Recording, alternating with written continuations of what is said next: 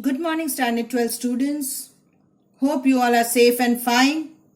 Learning your chapters. Already written the question answers of the previous chapters.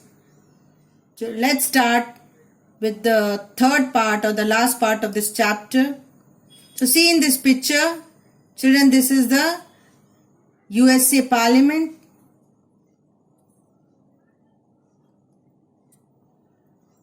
Now this is the inside picture of USA Parliament.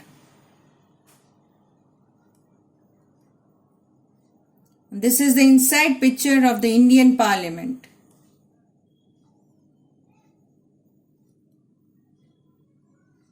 So children, what is the difference between a parliamentary system and the presidential form of government?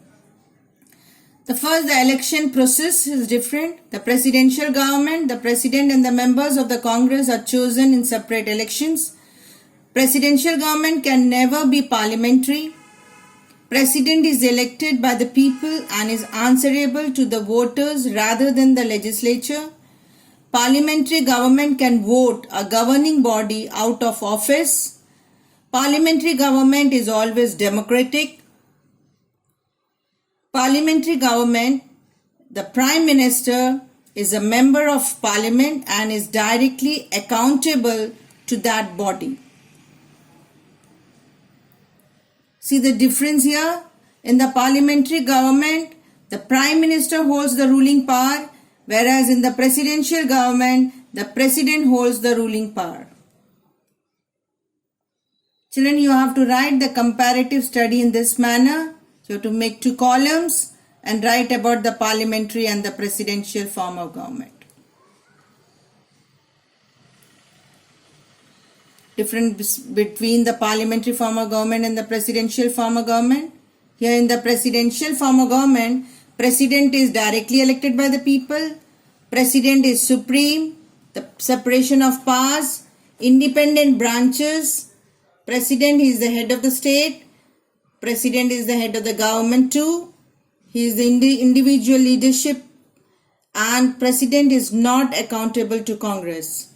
Whereas in the parliamentary form of government, Prime Minister is from the majority party, central legislature is supreme, absence of the separation of powers, centralization, independent branches with overlapping functions. President is the head of the state.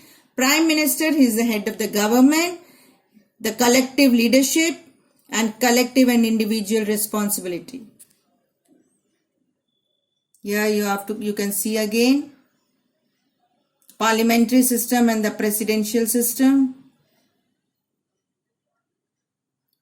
So today, as I said, we are going to read about the comparison between the parliamentary and the presidential form of government.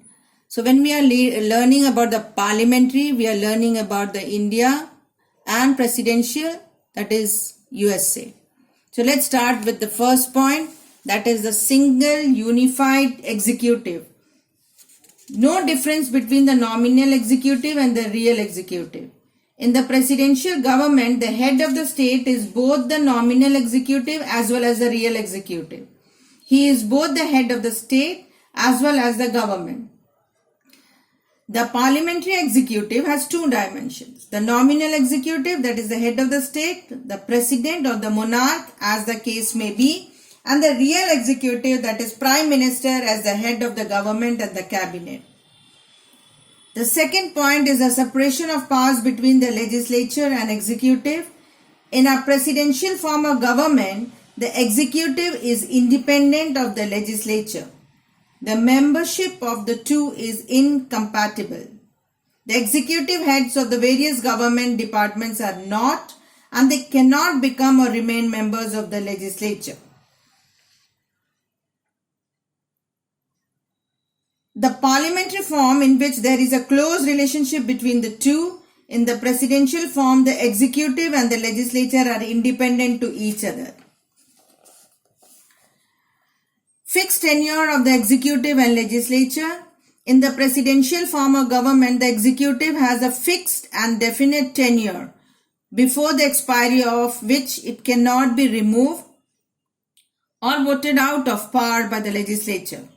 The latter can remove the executive only through a complicated process of impeachment, and that too only on certain definite charges. Whereas in the parliamentary form of government, through the real executive, that is the Council of Ministers headed by the Prime Minister, they have a defined maximum tenure of 5 to 4 years. It remains in power so long as it enjoys the support of the majority in the legislature. At any time, legislature can pass a vote of no confidence and remove the ministry from power. The fourth point is the cabinet works as an advisory body to the president, that is the head of the state. In the presidential system, the cabinet consists of the head of various departments who are appointed by the president. All the powers are exercised by the president, and the cabinet performs the functions of giving advice to him. Each member of the presidential cabinet has the responsibility to carry out the administration of the state in accordance with the policies, decisions, and the directions of the president. Whereas in the parliamentary form of government, the cabinet headed by the Prime Minister is the most powerful center of power in the government. All major policies, decisions, laws, even war and peace decisions are in the hands of the Prime Minister and the cabinet. The next point is the responsibility of the ministers towards the president or the head of the state. In the presidential system, the ministers are individually responsible to the president, who can remove them at will, with or without assigning any reason. Whereas in the parliamentary system, the ministers are individually as well as collectively responsible for the legislature for their all decisions, policies and actions. The last point is the political homogeneity of the cabinet is not essential. In the presidential system, president has a right to appoint any person to head any government department. He can appoint the persons belonging to different political parties or men of eminence to high officers. He has a right to freely choose and appoint his team of ministers and other high officers. Whereas in the parliamentary system, normally all the ministers belong to the same political party which has a majority in the legislature. It is only during exceptional circumstances, that is when no single party emerges as a majority party in the elections of the legislature, or when there is a national emergency arising out of the war or eternal revolts, that the cabinet can consist of ministers drawn from different political parties.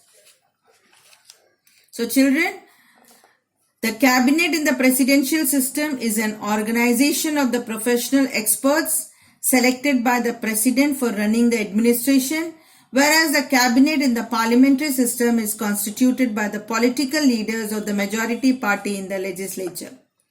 So the features of the parliamentary and the presidential governments are basically different from each other. Both are equally popular and work as liberal democratic government. So the crux of today's topic is the meaning of the parliamentary form of government. You have to learn any 6 important features of the parliamentary and presidential form of government and comparative study of the parliamentary and presidential form of government. Thank you.